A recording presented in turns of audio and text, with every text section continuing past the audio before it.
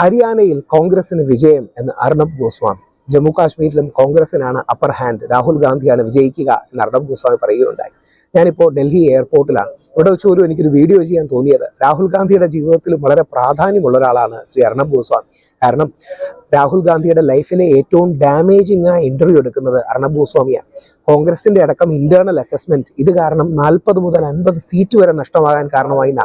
രാഹുൽ ഗാന്ധി അന്ന് അർണബിന്റെ പല ചോദ്യങ്ങൾക്കും കൃത്യമായ ഉത്തരം പറഞ്ഞില്ല, പലതിനും വുമൺ എംപവർമെന്റ് എന്നൊക്കെ പറഞ്ഞു എന്ന രീതിയിൽ എന്നും രാഹുൽ ഗാന്ധി അർണബ് ഗോസ്വാമിയുടെ എതിർവശത്ത് തന്നെയായിരുന്നു. അല്ലെങ്കിൽ അർണബ് ഗോസ്വാമി രാഹുൽ ഗാന്ധി എന്നും ആക്രമിക്കുകയായിരുന്നു. കോൺഗ്രസിനെ വാദ്ര കോൺഗ്രസ് എന്ന് വിളിക്കുകയും മഹാത്മാഗാന്ധിയുടെ കോൺഗ്രസ് അല്ല, റോബോട്ട് വാദ്രയുടെ കോൺഗ്രസ് ആണ് എന്ന് പറയുകയും ഏറ്റവും ശക്തമായ കോൺഗ്രസ് വിരുദ്ധ നിലപാടെടുക്കുന്ന പത്രപ്രവർത്തകനാണ്, മാധ്യമപ്രവർത്തകനാണ് അർണബ്. ഇന്ത്യയിലെ ഏറ്റവും പ്രമുഖനായ, ഏറ്റവും ഫേസ് വാല്യൂ ഉള്ളൊരു മാധ്യമപ്രവർത്തകൻ കൂടിയാണ്. ടൈംസ് നൗവിലായിരുന്നു, ഇപ്പം റിപ്പബ്ലിക് ആണ് ആ ചാനൽ സക്സസ്ഫുൾ ആയി കൊണ്ടുപോകുന്നു.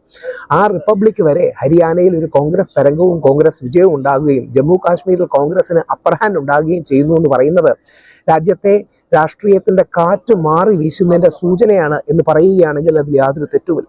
ആ രീതിയിൽ വലിയൊരു മുന്നേറ്റം രാഹുൽ ഗാന്ധിയും കോൺഗ്രസും ഉണ്ടാക്കി എന്ന കാര്യം നമുക്ക് ഈ ഇലക്ഷനിൽ കാണാൻ പറ്റും. പൊതുവെയുള്ള എല്ലാ എക്സിറ്റ് പോൾസും രാഹുൽ ഗാന്ധിക്കാണ് മുൻതൂക്കം കൊടുക്കുന്നത്. ഇത് നരേന്ദ്രമോദിയുടെ തകർച്ചയുടെ തുടക്കമാകുമെന്ന് പറയുന്ന ഒരുപാട് പേരുണ്ട്. കാറ്റ് മാറി വീശുന്നതിന്റെ സൂചനയാണെന്ന് പറയുന്നവരുണ്ട്. എതിർഭാഗം ഇതൊരു ആന്റി ഇൻകംബൻസി മാത്രമാണ്. 10 വർഷം BJP ഹരിയാന ഭരിച്ചതിന് ഒരു ആന്റി ഇൻകംബൻസി മാത്രമാണ്, അതിനപ്പുറം പ്രാധാന്യമില്ല എന്ന് പറയുന്നത്. പക്ഷേ ഹരിയാന ഇലക്ഷൻ, ജമ്മു കാശ്മീർ ഇലക്ഷൻ, ഇനിയും വരാൻ പോകുന്ന മഹാരാഷ്ട്ര ഇലക്ഷന്റെ ടോൺ സെറ്റ് ചെയ്യും. ആ ടോൺ സെറ്റ് ചെയ്യുന്നത് ബാക്കി ഇലക്ഷന്റെയും ടോൺ സെറ്റ് ചെയ്യുമെന്ന കാര്യത്തിൽ സംശയമില്ല. ആ അർത്ഥത്തിൽ ഒരുപക്ഷെ 2029 പോകുമ്പോൾ ഉണ്ടാകുന്ന ഏറ്റവും പ്രധാനപ്പെട്ട ഒരു ഇലക്ഷൻ സീക്വൻസ് ആണ് എന്ന് നമുക്കിത് കാണാൻ കഴിയും. അതോടൊപ്പം വലിയ രീതിയിൽ രാഹുൽ ഗാന്ധിയുടെ പ്രൊഫൈൽ വളരുകയും കൂടെ ചെയ്തതോടെ രാഹുൽ ഗാന്ധി ശക്തി പ്രാപിക്കുകയും കോൺഗ്രസ് തിരിച്ചുവരവിന്റെ പാതയിലാണെന്നുള്ള സൂചനകളും, നരേന്ദ്രമോദിയുടെ പ്രൊഫൈലിൽ മാത്രമാണ് BJP ഇപ്പോഴും നിൽക്കുന്നത്. സെക്കൻഡ് റാങ്ക് ലീഡേഴ്സ് യോഗി ആദിത്യനാഥാകട്ടെ ബാക്കിയുള്ളവർക്ക് പഴയ രീതിയിലുള്ള ഒരു പ്രൊഫൈലോ പ്രൊജക്ഷനോ കിട്ടുന്നില്ല.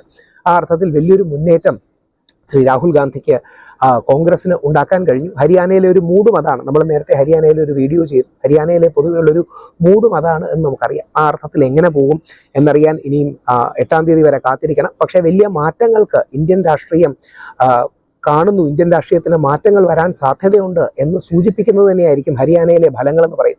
ഹരിയാനയിലാണ് യഥാർത്ഥത്തിൽ കുരുക്ഷേത്രം നടന്നത്, മഹാഭാരത യുദ്ധം നടന്നത്. ഹരിയാന മഹാഭാരത യുദ്ധമാകുമോ, ഒരു പുതിയ യുഗപ്പിറവിയുടെ അടിസ്ഥാനത്തിലേക്ക് പോകുമോ തുടങ്ങിയ വലിയ ചോദ്യങ്ങൾ നമുക്ക് മുമ്പിലുണ്ട്. രാഷ്ട്രീയ ഇന്ത്യയുടെ ഉത്തരങ്ങൾ എന്താണ്, പുതിയ ശരികൾ ഏതാണ്, പുതിയ നേതാക്കൾ ഏതാണ്, ആ ഒരു തീരുമാനത്തിലേക്ക് ഇത് വരുമോ എന്ന് കാത്തിരുന്ന് കാണേണ്ടിയിരിക്കുന്നു. എന്തായാലും അർണബ് ഗോസ്വാമി രാഹുൽ ഗാന്ധി വിജയിക്കുമെന്ന് പറഞ്ഞത് വലിയൊരു ന്യൂസ് വാല്യൂ ഉള്ളൊരു കാര്യം കൂടിയാണ് എന്ന് ചൂണ്ടിക്കാട്ടും. നമസ്കാരം.